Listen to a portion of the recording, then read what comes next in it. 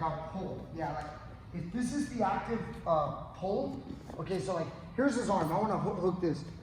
I would never lock like this because if he's pulling like this, like I can't pull it. See that? It's gonna separate my lock. I always turn this one palm down and I pull with this. So now when he pulls, we're in a nice tug of war. Yeah. See that? If this was the active, now all it would have to change in order for this to be the wrong grip would be for this forearm to be the active puller. Now it's the wrong grip again. See, now as I pull, it's gonna separate my lock. I have to turn this one and pull this way. And so if I go here, I change. And if I go here, I change. And that's important to understand. So even though when we're doing the omoplata, we have a dominant position, we still want to learn how to lock properly. Always lock the active hand that's doing the actual connection of pulling should be palm facing down or away from you. And here, even if you use an S grip, it's the same. Palm and S grip they're identical when it comes to that rule that I'm trying to teach. Okay. All right. So when you guys get a guy in the guard, just like a Kimura, when we teach like basics, guy, I want to grab his wrist, get his hands to the mat, sit up, and then I can go for the Kimura. And at the same time, he's also taught never put your hands on the mat, because if he puts hands on the mat, it means that I could get a Kimura. I could also do an omoplata. So we want this. So if a guy's hands are here and I'm trying to break this guy down, I pull the guy and I get his hands to the mat. So I'm pulling with my legs and he's blocking with his hands. He's trying to like not let me, and I just go this way, see? So instead of going like inside control, which I do as well, sometimes we like inside control, screw it. Let him have his hands and just do this outside, from the outside, going here and pulling. But at the same time, if I do this, he could just swim. Yeah, and he's right back, right? So that doesn't work. So I have to make sure that I'm pulling at the same time with my legs. So when I'm here and I get some tension, he's trying to push me back down, I pull and I break the guy down. Now that I've got a hand on the mat, we could go to our positions. Like, just like how 10 planet guys will go to a rubber guard, now with his hand on the mat right here for a second, I'm gonna make sure I control this arm. Look at the fingers go right in here, the high part of the tricep muscle, and I clamp my elbow because I gotta make sure his hand can't go to my biceps. See, I can't get him back inside here. This is bad for me. So if I had this kind of grip, go ahead, I would start like dragging his arm to try to pull his arm for 2-on-1. But in the case of the omoplata, I want to make sure his hand's on the mat or in this region between my elbow and my hip. So if his hand goes here, that's no good for us. We want to either go back inside or then I got to start all over where I reach for his head and he's pushing me off again. And then I get his hands to the mat and now my elbow's in. So notice my elbow's in, so he can't come inside. If he tries to go outside, that's also bad for me. So if his hand goes outside and he tries to like force, start to straighten your arm, yeah, it's gonna break my grip.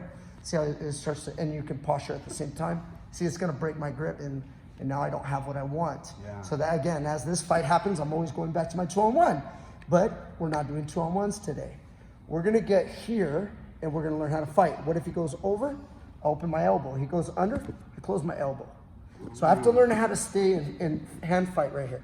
Now, foot goes on the mat, hips escape out, and left foot goes on the hip.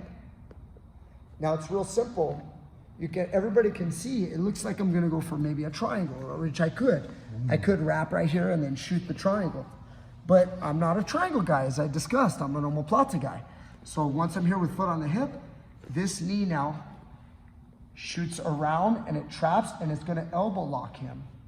As I do it, I let go. I never keep my grip. I let go and my knees come together and then I go head away, passing it around, sitting up and grabbing it, okay? Once I'm here, my hand's on the mat right now because I need it.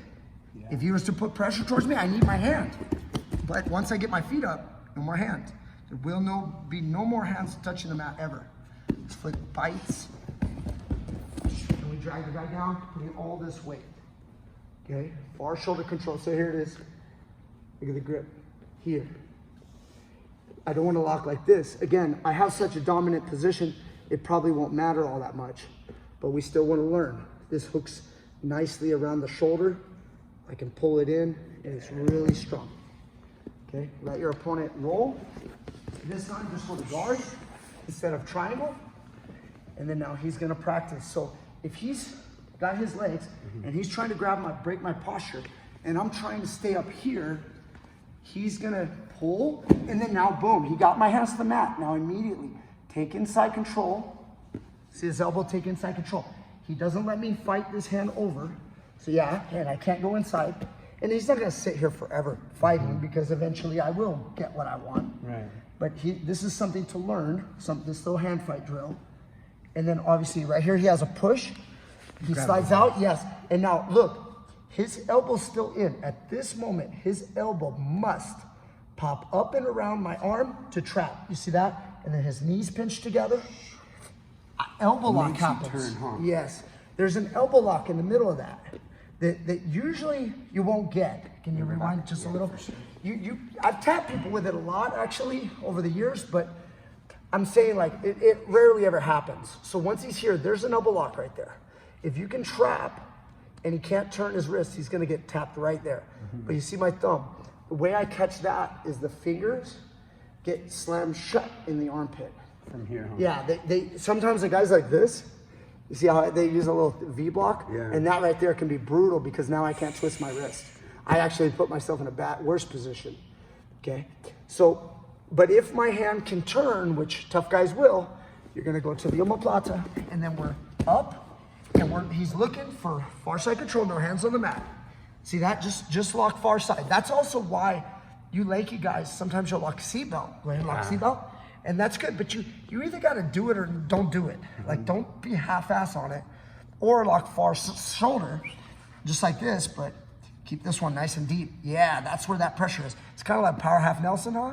Yeah. Kind of feels like power half. And then you see how I'm lifting up. He's gonna start dragging me over to break me down. No, don't let that go. Don't ever let that go. I need, guys, if he ever lets go, if he ever pulls his hand, I need that wrist. Because now once I have that wrist, I'm never letting it come back. He's gonna snatch my arm in some way, and I'm gonna be going. I'm gonna be rolling out. So when we keep that.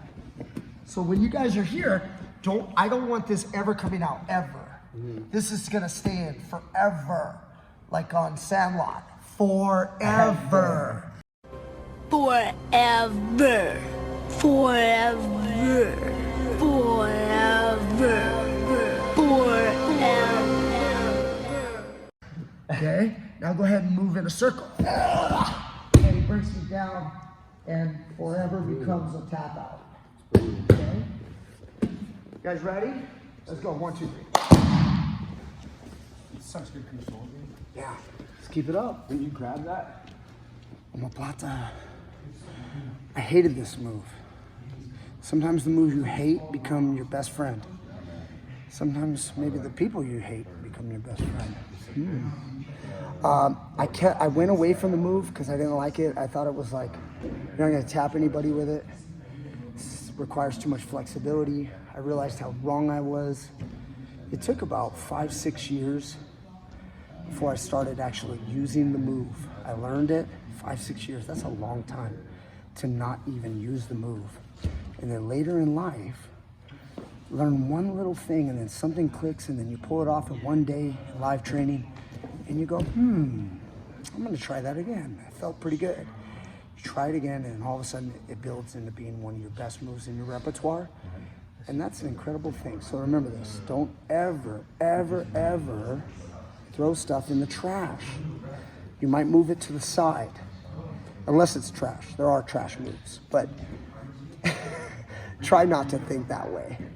Every move has some, right? As long as it's legitimate. Like you've seen it pulled off before, don't say, oh, I can't do that. There might be a way for you to pull it off. Okay, so hope you learned something. Teach me grappling.